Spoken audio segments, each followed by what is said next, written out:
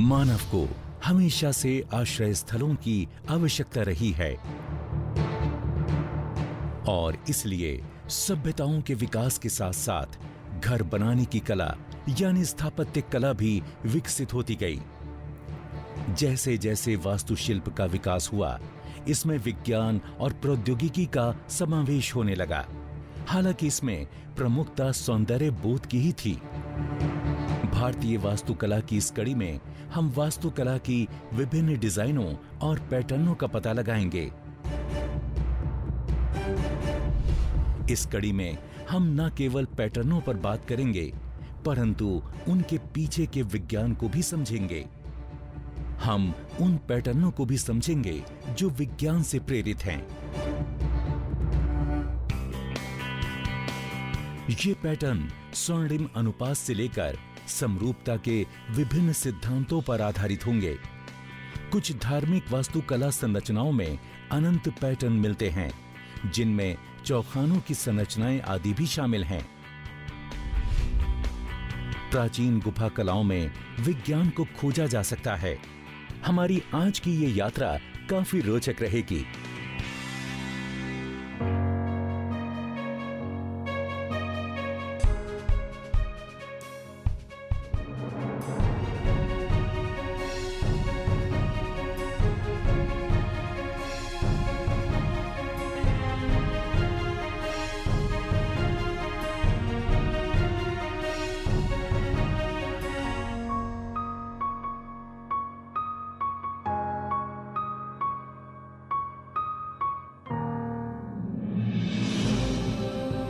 यदि हम पूरे भारत की अनोखी वास्तुकला पर गौर करें तो एक बात तो साफ हो जाती है कि इन डिजाइनों में गणितीय योगदानों से इनकार नहीं किया जा सकता। आप सोच रहे होंगे कि ऐसे कैसे हुआ होगा। प्राचीन भारत में गणित के कई पहलुओं की गंभीर समझ थी और यही वजह थी कि गणित ने डिजाइन के कई पहलुओं को प्रेरित किया। उदाहरण के लिए इमारतें विशिष्ट समानुपात और अनुपात के आधार पर बनाई जाती थीं। हड़प्पा सभ्यता से लेकर आधुनिक शहर चंडीगढ़ तक में हमें इस बात का एहसास हो सकता है। वास्तुकला में जो सबसे प्रसिद्ध अनुपात है, उसे स्वर्णिम अनुपात के नाम से जाना जाता है। स्थापत्य कला में इसके उपयोग को विस्तार से समझने से पहले हम स्वर्णिम अनुपात को समझ लेते हैं।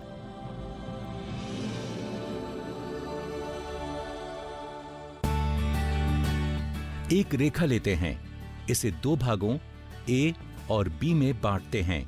इसे हम इस प्रकार बांटते हैं कि बड़ा हिस्सा छोटे हिस्से को विभाजित करे, जो कि होगा ए बटा बी के बराबर, यानी पूरी लंबाई होगी ए प्लस बी। ये विभाजित होगी ए हिस्से से। तो इस प्रकार ए प्लस बी बटा ए बराबर ए बटा बी होगा। यदि हम इसे हल करते हैं तो हमें जो अनुपात मिलेगा वो होगा 1.16180339988। यहां अंक बढ़ते ही जाएंगे जो सैद्धांतिक रूप से अनंत होंगे। इस संख्या को सामान्यतः फाई के नाम से जाना जाता है, जिसे हम 1.618 लेते हैं।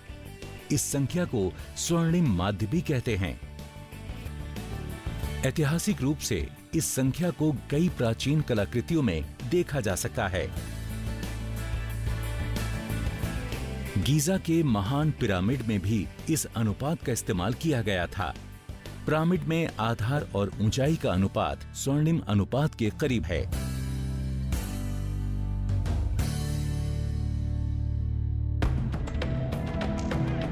लगभग सभी प्राचीन हिंदू मंदिर अभिविन्यास के कुछ स्पष्ट दिशा निर्देशों के एक सेट का अनुसरण करते हैं।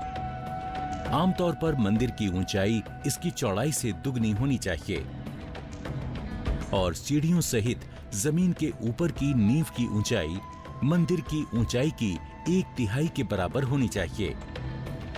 पवित्र स्थान मंदिर की चौड़ाई का आधा होना चाहिए। ऐसे अनेक नियम हैं। इस तरह के दिशा निर्देशों से हम स्वर्णिम माध्य के विभिन्न अर्थ निकाल सकते हैं।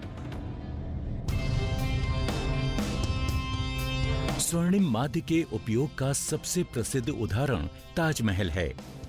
जैसा कि हम देख सकते हैं कि यदि हम ताजमहल के विभिन्न हिस्सों को अलग करते हैं तो इनका अनुपात 5 के करीब होगा, जो कि स्वर्णिम माध्य है। उदाहरण के लिए, जब हम भव्य केंद्रीय मेहराब की चौड़ाई और ताजमहल की चौड़ाई का अनुपात निकालते हैं, साथ ही मेहराबों की खिड़कियों की ऊंचाई और गुंबद के नीचे मुख्य भाग की ऊंचाई के अनुपात को मापते हैं, तो ये स्वर्णिम माध्य को प्रदर्शित करते हैं।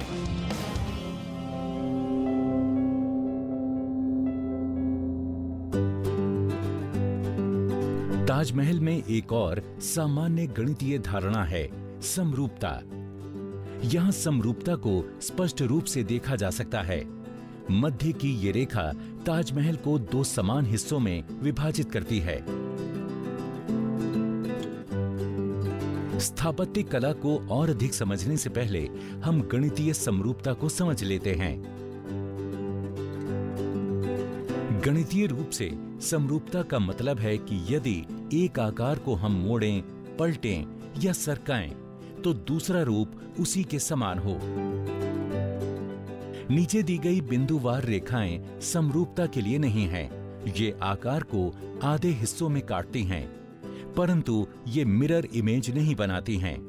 ताजमहल में हम जो समरूपता देखते हैं, उसे रेखीय समरूपता या दर्पण या प्रतिबिंब समरूपता के नाम से जाना जाता है। असल में वस्तु यहाँ दर्पण की भांति एक रेखा के रूप में प्रतिबिंबित होती है। ताजमहल को यदि हम बारीकी से देखें तो ताजमहल को छोटे झरनों के सामने से बांटने पर वो दर्पण का आधा दिखाई देता है। वाकई ये अद्भुत है। सजावट में परावर्तन समरूपता भी काफी देखी जा सकती है, जिसे कीमती और नायाब पत्थरों से बने सफेद पारदर्शी संगमरमर पर देखा जा सकता है। इस तरह की रेखीय समरूपता को भारत में कई स्मारकों जैसे प्रसिद्ध सांची स्तूप, औरंगाबाद की एलोरा गुफाओं, हुमायूं का मकबरा और इंडिया गेट में देखा जा सकता है। एक अन्य प्रकार की समरूपता जो कि कम प्रचलित है, रेडियल समरूपता या घूर्णी समरूपता कहलाती है। ये केंद्रीय धुरी की एक ऐसी समरूपता है जो कि स्टारफिश या हिमकड़ में देखी जा सकती है। इस प्रकार की समरूपता को अक्सर सभी प्रकार के स्मारकों की छतों पर और चर्चों में कांच की खिड़कियों में देखा जा सकता है।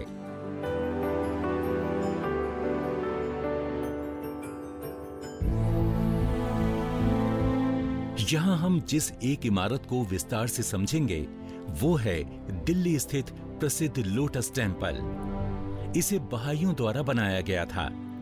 ये दुनिया के नए धार्मिक संप्रदायों में से एक है। ये आधार से एक कमल की तरह दिखता है। इसमें पंखुड़ियों की 3 पंक्तियां हैं, जिसमें से हर एक में 9 पंखुड़ियां हैं। 9 पंखों के बाहरी सेट में से बाहर की ओर 9 दरवाजों को बनाया गया है।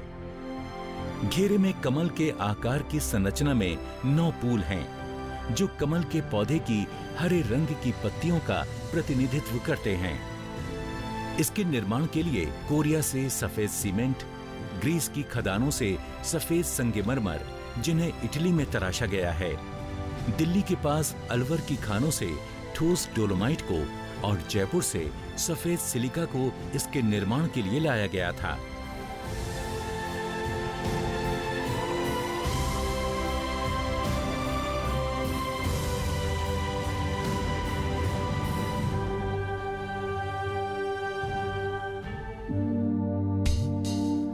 बहाई मंदिर के बाद हम एक और आश्चर्यजनक धार्मिक संरचना की ओर चलते हैं। हम बात कर रहे हैं खजुराहो के मंदिरों की। इस मंदिर को कंदारिया महादेव मंदिर कहा जाता है। यदि आप इसके शीर्ष या शिखर को देखते हैं तो आप पाएंगे कि ये अनेक छोटे शिखरों से घिरा हुआ है। इसके बाद फिर से अनेक छोटे शिखर हैं। ऐसे ही शिखरों के कई स्तर हैं। ये दोहराव गणित का एक बहुत जटिल रूप है, जिसे फ्रैक्टल्स यानी आंशिक कहते हैं।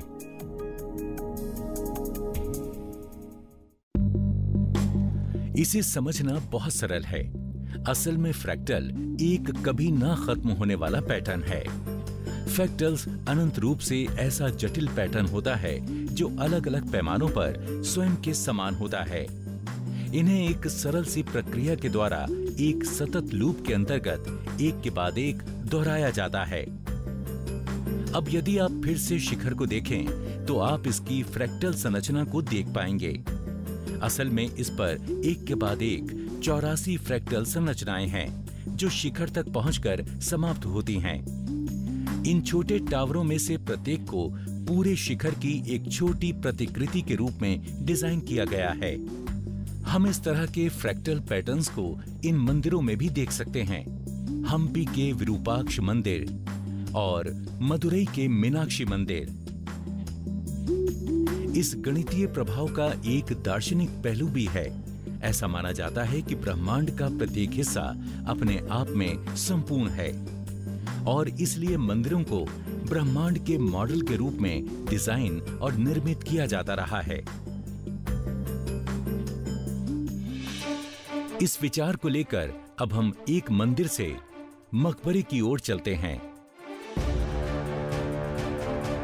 इस मकबरे को मुगल बादशाह हुमायूं द्वारा बनवाया गया था। हम इस मकबरे की सुंदरता को इसमें अंतर्निहित विज्ञान और प्रौद्योगिकी के द्वारा समझने का प्रयास करते हैं। इसके लेआउट से शुरुआत करें तो यह मकबरा वर्गाकार बगीचे के मध्य में खड़ा है, जिसे 4 मुख्य वाटिकाओं में बांटा गया है, जिन्हें 4 बाग कहते हैं। मूल रूप से ये चतुर्भुजाकार बगीचे को इंगित करता है, जिसे रास्तों और बहते पानी वाले रास्तों के रूप में छोटे भागों में बांटा गया है। इस मकबरे का डिजाइन भी इसी प्रकार का है। इसमें वर्ग रूप में 9 गुनी योजना है, जहां केंद्र में 8 2 मंजिला गुंबददार कक्ष हैं। गुंबददार कक्ष दोगुनी ऊंचाई लिए हुए हैं। हर स्तर पर चैम्बर सीधे और विकर्ण रास्तों से जुड़े हुए हैं। हुमायूं के मकबरे में प्रत्येक कक्ष इनसे निकले 8 और छोटे चैम्बरों से निर्मित हैं। यहां इसी प्रकार के और भी पैटर्न हैं। यदि हम इन पैटर्नों को देखते हुए इस मकबरे के चारों ओर घूमते हैं तो हमें उनमें एक निश्चित गणितीय समरूपता देखने को मिलती है। इस तरह के पैटर्न को टाइलिंग या टेसेलेशन कहा जाता है। हम ऐसे पैटर्न को अन्य मुगल और इस्लामी स्मारकों जैसे फतेहपुर सीकरी में देख सकते हैं।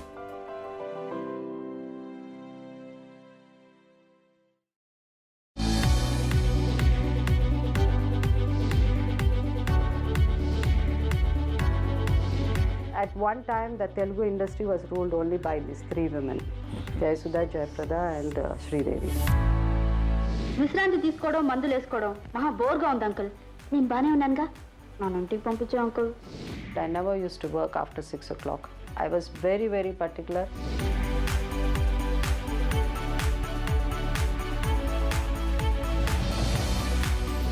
నమస్కారం, నేను మీ జయసుధ.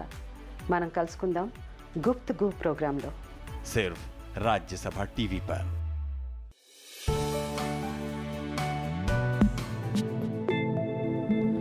एक टेसेलेशन या टाइलिंग तब होती है जब हम किसी सतह को फ्लैट आकृति के पैटर्न के साथ इस प्रकार ढकें कि उनमें किसी प्रकार का ओवरलैप या गैप ना हो। दूसरी शर्त है कि इनमें अनंत तक फैलाने की क्षमता होनी चाहिए। आप त्रिकोण, एक वर्ग या षटकोण जैसी आकृतियों को दोहराते हुए टाइलिंग बना सकते हैं। इन्हें रेगुलर टाइलिंग कहा जाता है। आप विभिन्न आकृतियों के संयोजन के द्वारा भी टाइलिंग बना सकते हैं। इसके लिए आप एक त्रिकोण और एक वर्ग ले सकते हैं, या आप चाहें तो त्रिकोण और एक वर्ग के साथ एक षटकोण भी ले सकते हैं। इस्लामी संरचनाओं में इस तरह के गणितीय पैटर्न बहुत सामान्य थे, क्योंकि वो जानवर या मानवीय चित्रों को चित्रित नहीं करते थे। पहले ऐसा माना जाता था कि केवल स्ट्रेट एज यानी सीधी कोर और दिशा सूचक यंत्र का उपयोग करके कारीगर पूरी टाइलिंग का निर्माण करने में समर्थ थे। बाद में पता चला कि ये लंबी प्रक्रिया संभवतः असंभव होगी, क्योंकि संरचना को त्रुटि युक्त और जटिल पैटर्न वाला होना चाहिए। बाद में शोध से पता चला कि ये इन जटिल ज्यामितीय पैटर्नों को गिरी टाइल्स नामक 5 टाइल्स के दोहराने से बनाया गया था। ये टाइल्स थे एक नियमित दशभुज, जिसमें 144 डिग्री के 10 आंतरिक कोण होते हैं, एक लंबा अनियमित उत्तल षटभुज जिसके आंतरिक कोण 72 degree, 144 degree, 144 degree, 72 degree, 144 degree और 144 डिग्री के होते हैं। एक बोटाई यानी गज गांठ जो कि गैर उत्तल हेक्सागन है, इसके आंतरिक कोण 72 degree, 72 degree, 216 degree, 72 degree, 72 degree और 216 डिग्री के होते हैं। एक समभुज जिसके आंतरिक कोण 72 डिग्री, 108 डिग्री, 72 डिग्री और 108 डिग्री के होते हैं। एक नियमित पंचभुज जिसमें 108 डिग्री के 5 आंतरिक कोण होते हैं। हम देख सकते हैं कि किस प्रकार ये पैटर्न विभिन्न प्रकार से मिलकर मंत्र मुग्ध कर देने वाली संरचनाएं बनाते हैं।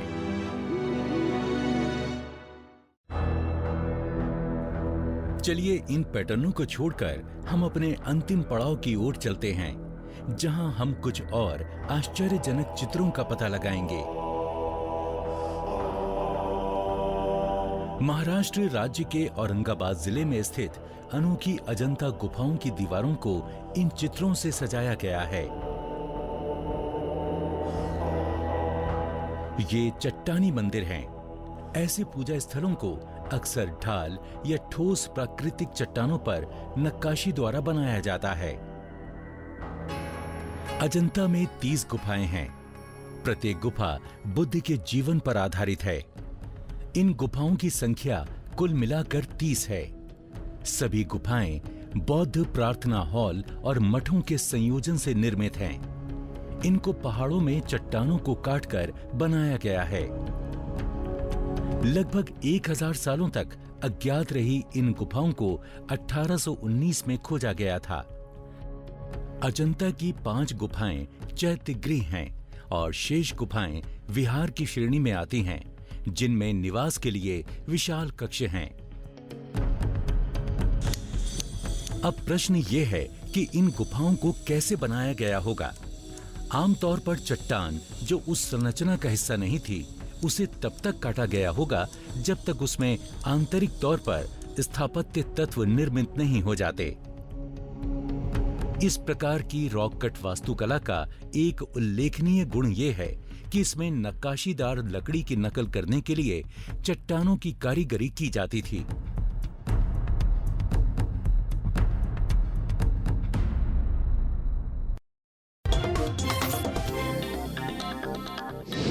आज हम मौजूद हैं कोस्टल कर्नाटक यानी कि तटीय कर्नाटक के बेहद खूबसूरत शहर उडुपी में, और ये कार्यक्रम है कर्नाटक का रण। So my request to both Mr. Pramod Madhuraj ji and also to Bhatt ji to create more and more job opportunities in this place. Past 2 years we are facing water problem in summer. So is there any solution that can be given to us? None of the big companies have shown interest in spite of me being very proactive with them. No, लेकिन जो employment generation का सवाल है, IT sector एक sector है, manufacturing है, tourism एक बहुत बड़ा इंडस्ट्री यहाँ पे हो सकता है। Tourism has a high potential here. जी, but CRZ is coming in the way. Basically आप ये कह रहे हैं कि एम्प्लॉयमेंट जनरेशन यहाँ नहीं हो सकता। अभी ये मोदी जी के लिए एक सेमीफाइनल जैसा इलेक्शन है जी। अभी हम घर घर गए तो लोग बोलते हैं ठीक है हम आज इस बार बीजेपी को जीतेंगे, मोदी जी को दिलाएंगे।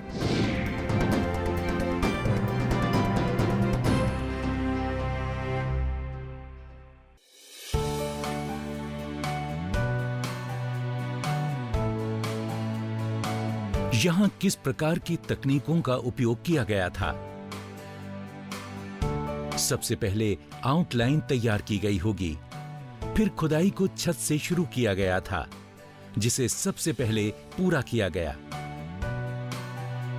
चट्टानों को तब तक काटा गया होगा जब तक फर्श तक नहीं पहुंचा गया होगा। कटिंग के लिए संभवतः बर्मा और कुदाली जैसे उपकरणों का उपयोग किया गया होगा। फिनिशिंग और नक्काशी का काम पूरी तरह से हथौड़े और छेनी द्वारा किया गया था।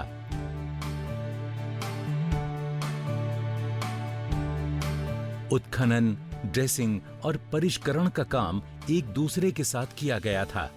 इसके तथ्य अधूरी गुफाओं से मिलते हैं, जिनमें चित्रों के निशान मिले हैं। इससे ऐसा लगता है कि छेनी का काम और ब्रश का काम एक साथ किया गया होगा। तो इन गुफाओं को मूल रूप से चट्टानों को तराश कर बनाया गया है। अवांछित चट्टानों को फेंक दिया गया था।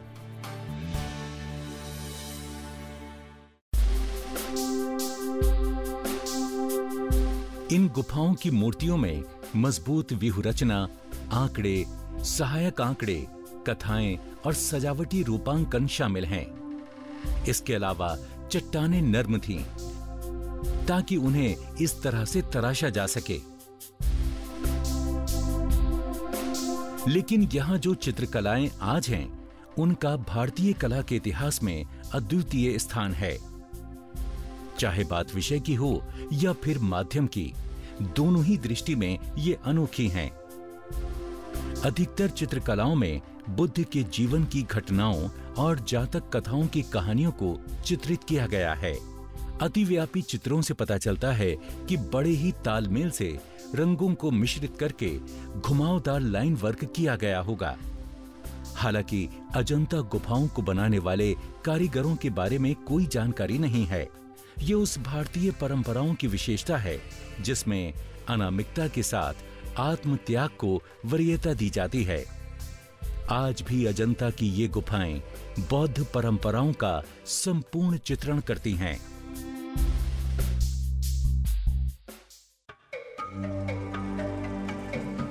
तो यहाँ किस प्रकार की तकनीकों का उपयोग किया गया था और ये कैसे इतने लंबे समय तक टिकी हुई हैं? अजंता की चित्रकला तकनीकें यूरोपीय फ्रेस्को तकनीक के समान हैं। इनमें प्राथमिक अंतर यह है कि जब इन्हें चित्रित किया गया था तब प्लास्टर की परत सूखी थी। सबसे पहले गुफा की दीवारों पर मिट्टी का कच्चा प्लास्टर किया जाता था। उसके बाद गोबर और चावल की भूसी को पोता जाता था। फिर सतह को चिकना करने के लिए उसे चूने के रस के साथ लेपित किया जाता था। चित्र की डार्क आउटलाइन को केवल 6 रंगों की पट्टिका से तैयार किया जाता था। कलाकारों द्वारा उपयोग किए गए रंजकों का निर्माण प्राकृतिक संसाधनों जैसे लाल पीले गेरू, हरे मेलाकाइट खनिज, नीले लेपिस लजूली पत्थरों आदि से किया जाता था। यहाँ की कलाकृतियों की सूक्ष्म पुनर्स्थापना से पिछले 200 वर्षों में कई बार ये सवाल उठा है कि इन चट्टानी नक्काशीदार प्रार्थना सभागारों और मठों की अंधेरी रिक्तियों में रंगों का इतना सटीक उपयोग करते हुए कलाकारों ने इतनी अच्छी तरह से चित्रण कैसे किया होगा। कितना आश्चर्यकारी लगता है कि 460 या 500 ईस्वी से वास्तुकारों, राजगीरों, मूर्तिकारों और चित्रकारों द्वारा यहाँ काम किया जाता रहा होगा और वैज्ञानिक ज्ञान इन गुफाओं में कला और तकनीक को प्रेरित करता रहा होगा।